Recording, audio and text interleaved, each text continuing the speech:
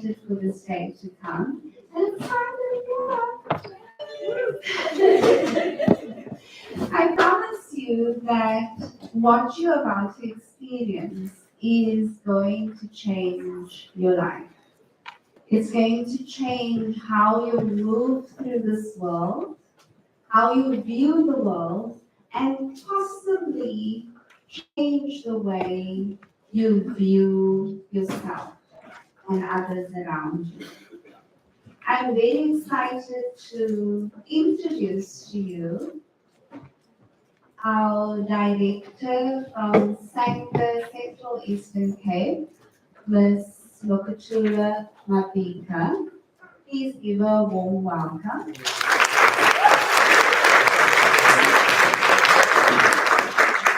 I will hand over to her now, but before she starts, I would like to ask your permission for Ms. Mabika's sake that we take a class selfie because she would like to share it with her staff, but also as part of her annual report that she was at Rhodes University and she gave you this training. So before I hand over to her, can you take a quick selfie? Yes. Thank you.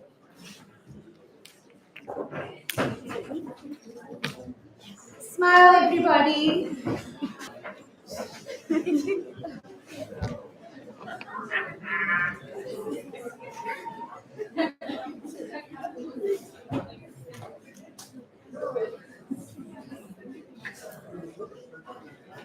Thank you. So I'll hand over to Ms. Monica. She can introduce herself to you and what she's coming to talk to you about.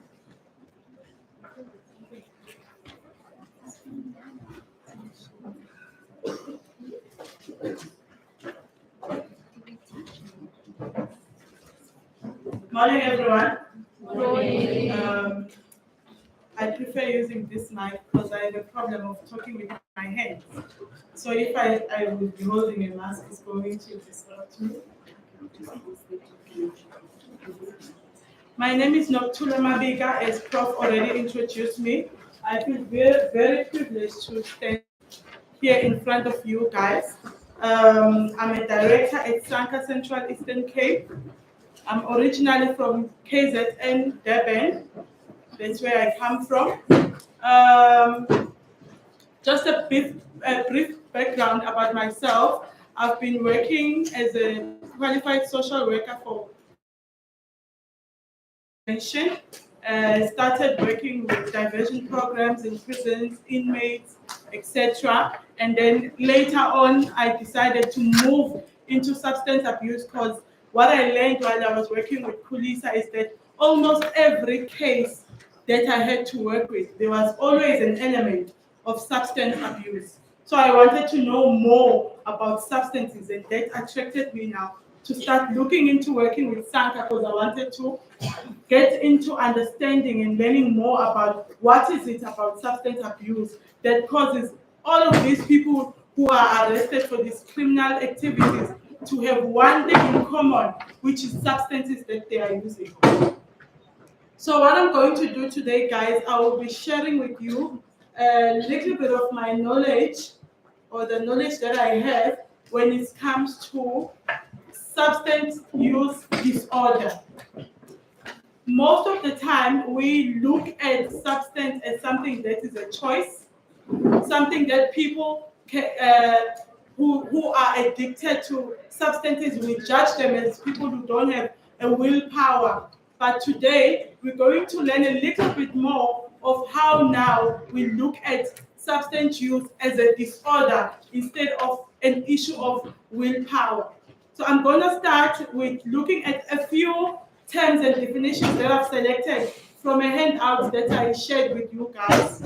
So the first term that I want us to look at is what is a drug or psychoactive substance? We are talking about chemicals or medicines that affect the body's central nervous system and change how people behave or perceive what is happening around them.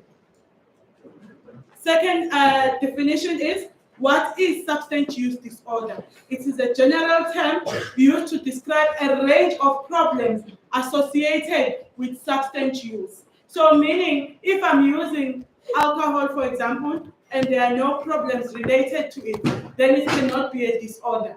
I'm just using a substance. For it to be a disorder, it means there are now problems that are associated with my use of substances. Then we're going to look at withdrawal. Withdrawal is a set of signs or symptoms that occur when a person stops using psychoactive substances. Let's say I'm used to drinking alcohol, and every time I didn't drink my alcohol, maybe I sweat, or I get agitated, or I feel short-tempered, or I feel like I can't focus in my lecture today. I need a glass of wine, right? So now that is a withdrawal symptom, meaning it's a feeling or something that I feel physically or emotionally if I have not accessed or used a symptom. I mean a substance. Now, let's talk about dependence. Specifically refers to a physical condition in which the body has adapted to the presence of a drug. And then the last term that I'm going to share today will be tolerance, which is a decreased effect after using the same amount of psychoactive substance. Increased amounts are needed to get the same effects. Let's say, for instance,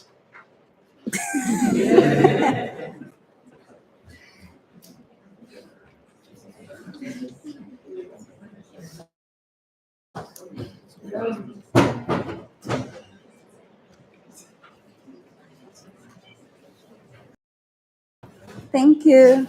so when I just want to make an example for you guys to understand. Let's say I decide to drink wine, right?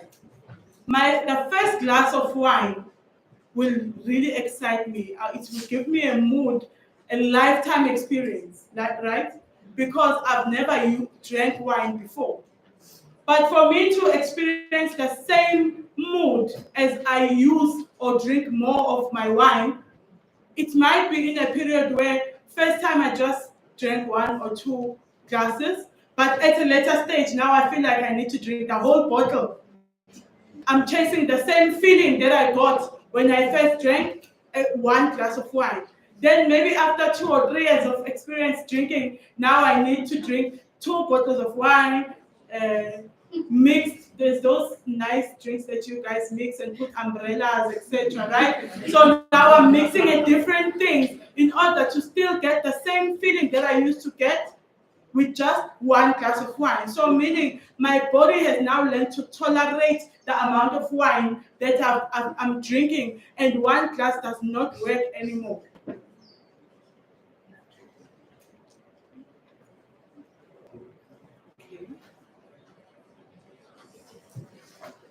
Now let's look at going back to a drug or a psychoactive substance. I mentioned before that it is a medicine or substance that changes the way an organ works, right? Now, if you look here, in terms of medicine, a drug can be described as a substance with the potential to prevent or cure a disease or enhance physical or mental well-being. In pharmacology, a drug is any chemical agent that alters the biochemical or physiological process of body tissues or organs. Now, medication has the potential to treat a disease and make people's lives better, but some have the potential to create problems when misused, right? That's why you find that some people get addicted to over-the-counter medication. So when a doctor gives you Allergex, he will say take 2 or 1 3 times a day, right? If you decide to take 3 or 2 4 times a day, you are risking now becoming addicted to that. So that means it can now become a problem to you. And now we have to look at the difference between legal and illegal drugs. Now, when we talk about legal substances, we're talking about substances that are usually available on open market, like alcohol and cigarettes, people look at it as socially acceptable. I won't get arrested for buying my alcohol, right? Unless you are under 18, then there's law that comes in there. But now, when you look at the illegal or illicit drugs, those are the drugs are controlled by law. They are not available in the open market, or should I say, they are not supposed to be available in the open market for sale or possession. And if you can get into trouble with the law. Then we have the third one, which we were discussing with Prof in the morning, substances. Those are substances that may be legal in some contexts, but their use is regulated. For example, prescription medication. You cannot just walk into a pharmacy and buy an antibiotic, for example, right? You need to have a prescription in order to be able to get that medication, because it means it has potential of you becoming addicted to it. It's a drug, but it's used to treat or help people with medical conditions. Now let's look at substance classifications. The first one, we have stimulants. When we talk about stimulants, we talk about drugs or substances that increase activity in the brain, heart rate, and breathing. It gives the individual a sense of excited euphoria. You become excited. Those who go clubbing, these are the substances that you use to keep you going long, right? That's why people can stand and groove till the morning because of stimulant. They give you that hype and excitement. Okay, now some examples that I have here are cocaine, amphetamine, methamphetamine, nicotine, and caffeine. These are simple examples that I have. Let's look at coffee and Coke. I don't want to talk about alcohol. Let's talk about coffee and Coke. When I drink Jacobs, my heart beats very abnormal, right? And maybe I'm not the only person who experiences that. When I drink Coke, I also sometimes get that feeling if I overdo it. Also, the energy drinks sometimes that we drink, like Red Bull, can also give you that heart. Yes, so that is why we refer to them as stimulants. And then we have the second classification, which is opiates or narcotics. These ones are selectively slowed down. They selectively slow down the activity of the brain, reduces pain, and slows down breathing. So this is where you see the person who normally speaks fast, like I'm speaking very fast. If I'm under, if I have used an opioid, I might not be able to speak as fast as I'm speaking right now. So here we are looking at heroin, morphine, opium, and Demerol. Those are some of the examples that we have there. Then we move to depressants. This one is my favorite, guys, because you will see there's alcohol there. So, so depressants, they decrease activity in the brain, decrease heart rate and breathing, offer a relaxed sense of well-being. I don't know the feeling, but I think some of you know the feeling better than me, right? Because one of the depressants is alcohol. Why do we say alcohol is a depressant? Because after you drink alcohol, for example, even the way you walk, it will change. When you, right now, if you are sober, you stand up, your brain communicates, let's walk to the door, right? You will quickly, easily walk to the door because it's something that you are used to. But the minute you use alcohol, the brain might say, let's walk to the door. Now it's not the same. That's why people now, they walk strangely, they speak strangely. A lot of things change. And then we have hallucinogens. Here they cause a wide variety of vivid sensory distortions. They after mood and thinking. Some of them that are here are LSD, mescaline, ecstasy, and mushrooms. These are the drugs where your family will think you have ancestor calling. Because when you use them, you might see your ancestors. Do you understand? So it might be mistaken for an ancestor calling, only to learn that no, actually Noctula never had any signs of an ancestor calling until she started using LSD. And then 3 years after using LSD, Noctula starts having ancestor calling, which now is very difficult to draw the line or see the difference between the two. It's an argument I always get into with other people when we talk, and I say, no, I have a lot of respect for culture, but give me a person that you say has never put themselves in a situation where they've been abusing substances for a good 5 years. And before the 5 years, right now I'm 35, right? Let's say I've never had any sign of an ancestor calling. Then I start using drugs. Then at the age of 45, with 10 years into drugs, now all of a sudden, I'm seeing things. Now, how is the psychologist or psychiatrist now supposed to weigh the difference between the two? Or let me say, my family. Our families do not yet want to accept that substance use can be a disorder. It's something that we are struggling to understand as community. So your family will not want to name you as someone who has a disorder. The safest thing to say, I have a calling. So substance use disorder, guys, it has nothing to do with willpower, intelligence, or personality traits. It's not a character, personality disorder, or moral failing in a health problem. It is a health problem. Now, people always say to us, yo, Noctula, how do you deal with those people? They look so scary. And I'm like, I'm fortunate to have never worked in a public rehab, maybe. I've only worked in private rehabs.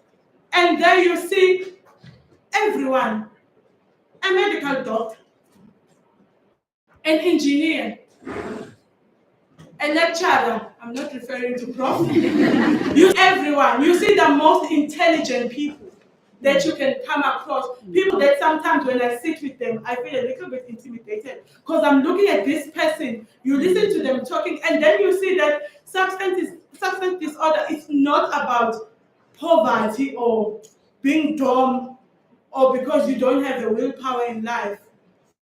It's something that can come to any one of us, just like death, right? So if I'm drinking alcohol, then I'm putting myself at risk of becoming an alcohol addict. Do you understand?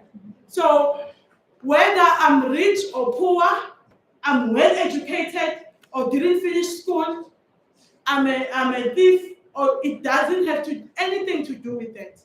So there's a saying that Nanette Minar taught me that says, teach your children that one glass of wine can lead to complete addiction. So I will never know if I can become an addict or not. The only way to know is to try it. So people who still have control over their using or drinking of substances, they normally make fun of those who cannot control it anymore. And some will say, what type of alcohol is this person using? Hey, there's no way that he might behave like this just for alcohol only. And there is a way it happens. Because that person at some point was also very confident that they have full control of it. But like I said, the more you use it, the more your body beats tolerant of it. And at some point, you lose control of how you are using. And you are no longer running after it. It's calling you. It's like when you start drinking. Right now, if I say I would like to experience drinking, I can get a lot of offers for people to buy me alcohol. I don't have to pay for it. But once I get hooked, and now I have a problem, no one shows up. Now I have to start making a plan to buy alcohol. I can note the hands, right, guys? Can I please ask that we ask the questions at the end? Yes. I also noted another hand this side. Can we ask when I finish this slot? Thank you. Now, when we define, let's talk about defining substance abuse disorder. The Diagnostic and Statistical Manual of Mental Disorders, which is the DSM-5, no longer uses the term substance abuse, substance dependence. These terms are now replaced with described as substance use disorders that are mild, either mild, moderate, or severe. The level of severity is determined by the number of diagnostic criteria met by an individual. According to the DSM-5 diagnosis of substance use disorder, is based on evidence and control. Now, let's go to this. Everyone is going to assess themselves quietly, right? You're not going to tell anyone what are your results. We have 11 signs of substance use disorder here. You do have these signs in your manuals. So you can look at them when you have your own time. I'm just going to explain now that with these signs, 1, 2, 3, if you have 3 of them ticking, yes. Mind. Your problem is mind, right? If you have more than 3, up to 6, then it's moderate. We must start worrying about you. Just a little bit, né? But if you take above 6, Come and see then me. it's a severe problem. You can book yourself with Prof. I'm serious, guys. But take your time when you sit with your manuals and you are not rushing. Read through these 11 signs. Be honest with yourself. Do a self-introspection. This is a psychology class, right? So before we go out there and help the community, we must be able to help ourselves. So sit down with yourself in our absence. Go through these 11 signs. Take the yeses. And then from there, decide what do you need to do for yourself. Now let's talk about drugs and the brain. This one I'm not going to spend a lot of time on because I know that it's something you guys studied very well. The brain is the most complex organ, weighing about 3 pounds. It controls basic functions like breathing, heartbeat, and shapes our thoughts, emotions, and behaviors. Every action, from driving or to feeling joy, relies on how the brain processes and responds to the information. I think the example I did previously with alcohol, that if I'm sober, I make quick decisions and easily. My brain can communicate easily and I know what to do. For instance, I was driving and I could see this driver that he was going to do something silly. And I quickly slowed down. I didn't race with him because I was sober. Had I had drinking alcohol, I might not have been able to think and slow myself down, right? Our reasoning changes. I might have decided, let me overtake or let me speed. So that's how they say most accidents happen when people are intoxicated, because the way you think or reason is no longer the same. Now, brain areas affected by drugs. Now we look firstly at the brainstem. It controls vital life functions like breathing, heart rate, and sleep. I think you guys can correct me if I'm wrong. Once you are drunk or have been binge drinking, maybe your breathing sometimes might not be the same anymore, right? Or your heart rate, depending on what substance you've been using, can be affected. Some people, their sleeping patterns are affected. I mentioned that some of the drugs will excite you, right? and you will be active until the morning. But others will depress you and calm you down. That's why other people, after using certain drugs, all they want to do is sleep. They can sleep very long. But other people, they are just active and more high, depending on which drug you've been using. Then the cerebral cortex processes sensory information like sight, sound, and taste, and higher thinking, right? Planning and decision making. So the decisions that I make when I'm sober and decisions that I make same decision that I made when I'm sober, I might not make the same decision if I'm high or intoxicated. So the way I reason and plan things might change. There's these ladies, I used to stay with them in Rustenburg.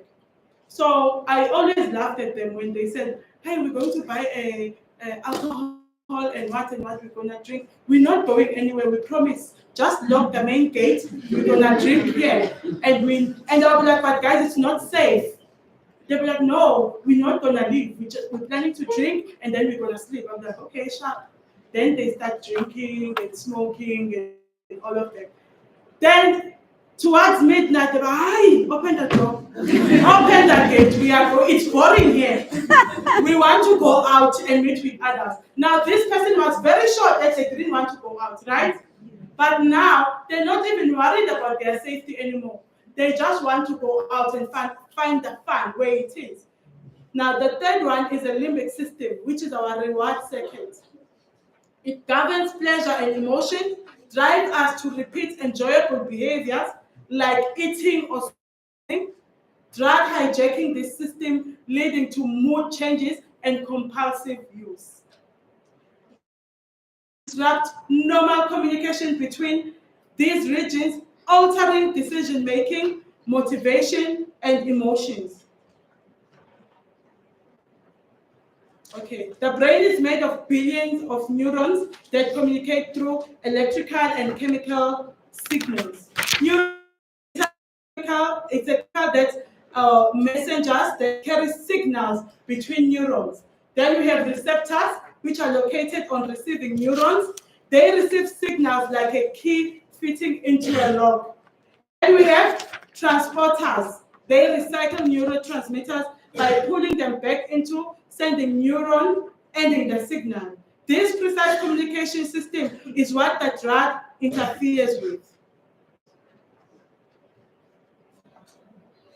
Now, we know about the dopamine, right? You guys have details in your manual. I'm looking at my watch. So, if I eat lasagna, which is my favorite dish, right? Something in my brain will communicate and excite me and give me that feeling that if at your house you've cooked lasagna and I enter your door, you don't have to tell me. The smell alone, right, will excite me and I feel like I want to eat lasagna, right? Now, when you use a substance, the excitement is manipulated. Your dopamine is manipulated. So it gives you doubled the amount of excitement that you will get if you eat a chocolate or your favorite meal, because now you've used a substance, which will now convince you that this is definitely something very nice. I definitely want to go back to it. And some people will say alcohol is bitter. I'm not sure. Some alcohol is bitter. For me, even the smell of it, it's not nice. But people go back. But if you eat soap by mistake, you will not eat it again tomorrow. Do you understand? So that shows you how a chemical or a drug can play with your dopamine. I'm going to talk about the progression of substance use disorder. Now, we are sitting here, maybe it's more than 200 of us, and someone is like, no, but I know my uncle, he's been drinking ever since I was born, and there's nothing wrong with him.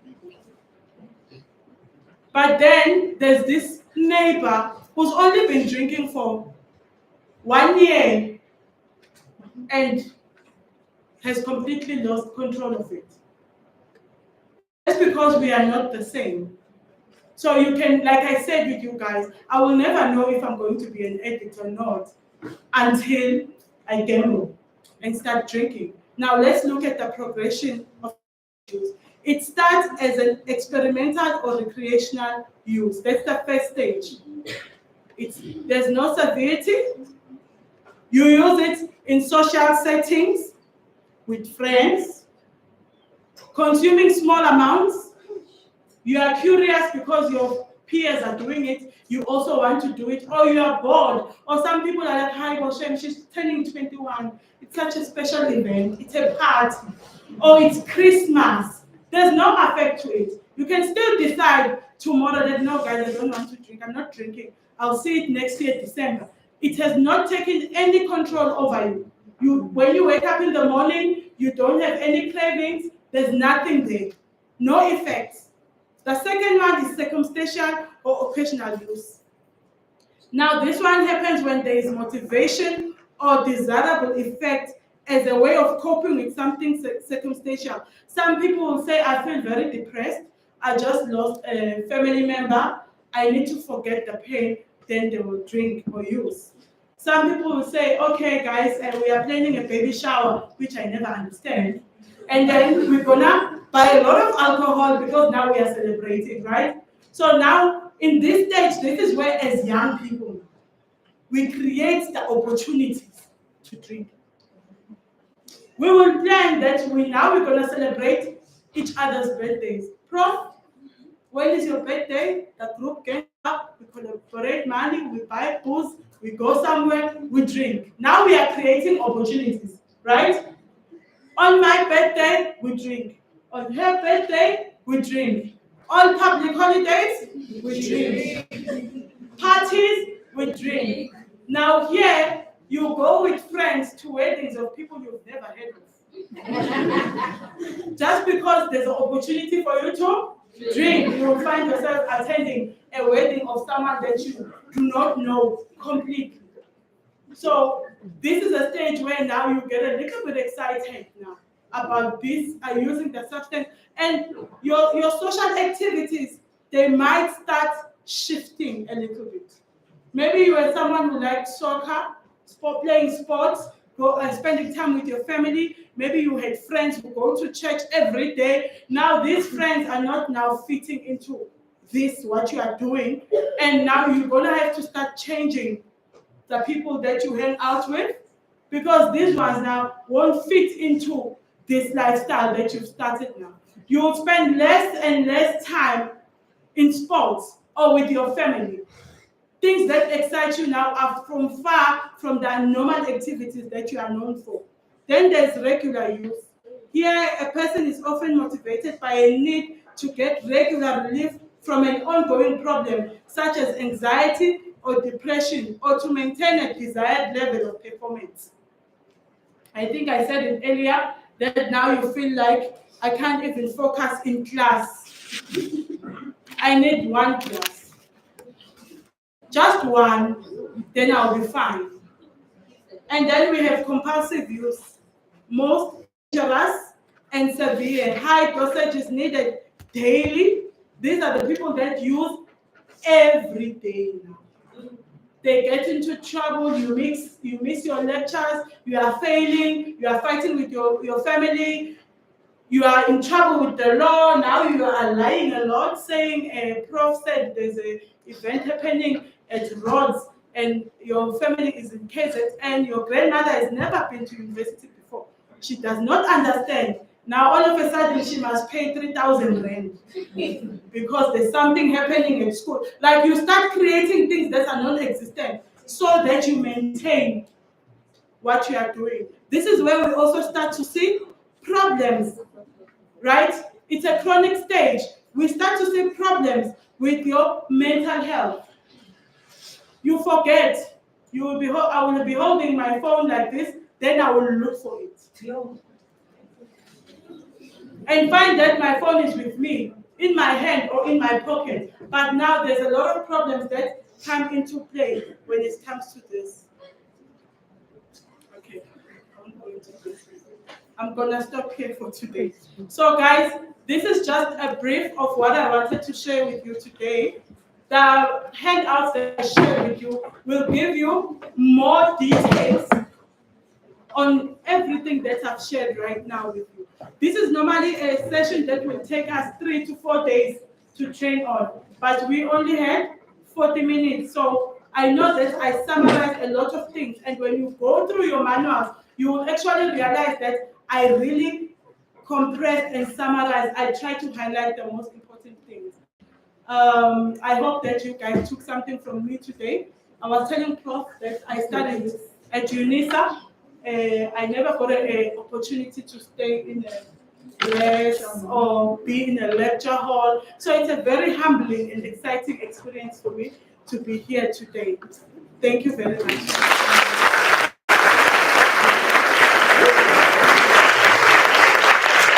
Okay, so we have some questions.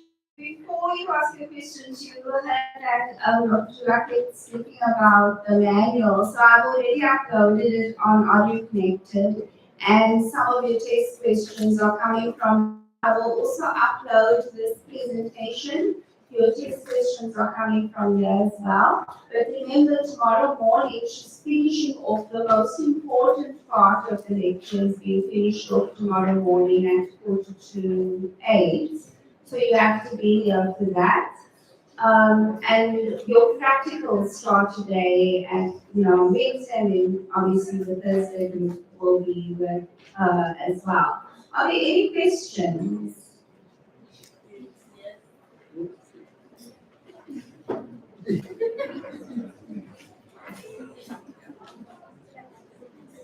So we spoke about how you said that substance use disorder is a health issue, but I wrote down here because I was going to forget. There's something called, you said that you won't know whether you are prone to addiction until you try, but there's something called an addictive personality. Is that a disorder? Would we classify that as a disorder as well? Because I had an aunt who had a hip replacement and she was hospitalized for about 3 months. And she was on high scheduled medication, it's an injection called peptidine. You do not get it outside of hospital, but she had jurisdiction for like a few weeks after hospitalization to help with her recovery process. But she ended up becoming very addicted to it, and she found ways to still use it when she no longer needed it. Would that fall under the addictive personality, and would it be a disorder or classified as well? Okay.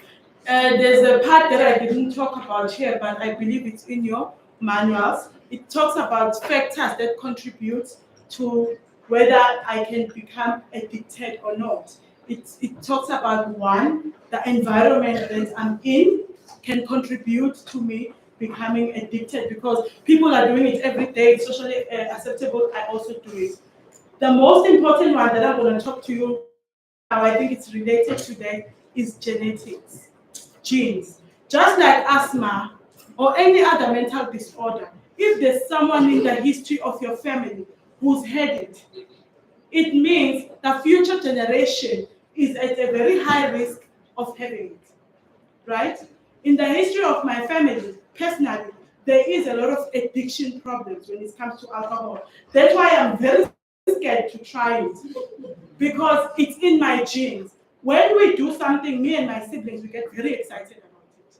We want to make sure that we perfect it. So maybe it can relate to what you are talking about.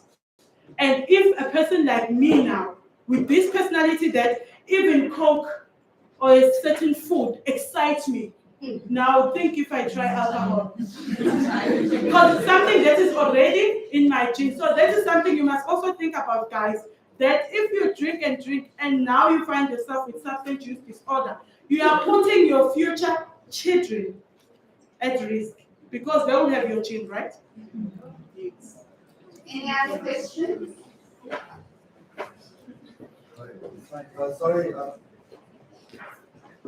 So what you're saying now, if I'm getting it correctly, is that substance use disorder, in a way, as a medical or health illness, can like change your DNA, because even if you have a predisposition to substance use disorder through genetics? If it has to be now, you become addicted, and that trait is passed on to future generations, does that mean that the like substance use disorder changes your DNA? I am not a medical doctor. So, yes, I think Prof can help me there. Okay, so there's this theory that you should know from first year, nature versus nurture. And there's been lots of debates about whether or not addiction is caused by genetics or environmental factors. And of course, we are not geneticists, so we can't claim that. But there is a lot of arguments made within the discipline of psychology that the environment plays a really important role in addiction. So whether it's, I also come from a family that has addictions, both sides of the family. That's why I don't do alcohol or drugs. I mean, the closest I would get to a drug is antibiotics, prescription drugs, because I don't tempt fate, you know. So the to answer your question just very briefly is that the nurture versus nature debate is long and ongoing for centuries, and we really don't have an answer. In psychology, we think the answer is the environment, that we are nurtured to become addicted to something. In that. So I have a question based on the 11 signs of substance use disorder. So me just thinking of my family members or some friends, I'm looking at it as I'm just ticking boxes for them. But To think for yourself. I tick for myself as well.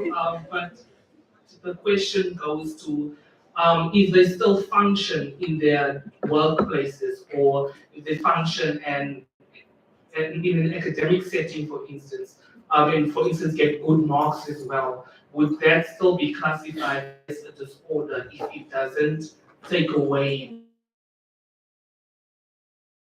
or workplace? I think the important thing to note that, you know, when we do prevention, for example, there's two goals to it. One, that the person who has not started to delay starting, right? And then two, that the person who's already using to try and control their drinking. It can take me 2 years to lose control of everything that I've built. It can take you 10 years to lose control of everything that you've built. So there's not really a timeline, and that's not to say it is not a problem. The fact that you are already ticking the boxes and you are concerned about it, it means it is already a problem. Maybe academically I'm shining, and at work I'm shining, but as a mother, at home, as a daughter, as a sibling, are my siblings not having to take over now my responsibilities? Do you understand? I have twins. You find that I disappear on Friday, come back on Sunday, leaving my twins with my family now as a burden to them, because now I have to go and have fun. But on Monday, I'm at work, excelling. Do you understand? So you need to look at it. When we talk about effects of substances, it's not just about one side of your life. Look holistically as a person, as a daughter, as a student, as an employee, right? As a parent. And then your physical and mental, emotional, and spiritual well-being also. So when you do those tickings for your family, really look into every aspect of their life, if everything is really going accordingly. Thank you. Hi everyone, I'm sorry, I would like to ask about like the practical and the service plan. What is happening? Since my practical is today. So today, what's going to happen is you've now got some background of what Sanca does and what Nokutula is so passionate about. And so in the practicals, we are going to do, so remember yesterday we spoke about consultants, consultees, those kind of things. So this is the practical component where we are the consultants, yeah, and this is our client, the consultee, that has a job for us, and that is to create a prevention campaign on social media. And so today we'll get more information about Sanca, the organization, and how they would want us, the consultants, to intervene. So we are creating an intervention with the consultee, and we will find out how to do that and what is expected of us as consultants. Okay. No, we're going to site major. This is GLT. So you won't go to your normal venue today, and also that's for Thursday's group as well. You'll go to site major where your group will be. So for the first 45 minutes, you will be addressed by the director of Sanca Central Eastern Cape, and the other 45 minutes you will go your task room with your tutor, where the tutor will, I've briefed the tutors already, so the tutor will go through the assignment step by step. So you won't only get what the client wants, you also get what I expect of you for your assignment. Okay, Is it at our normal task time? at your normal task times, yes. So all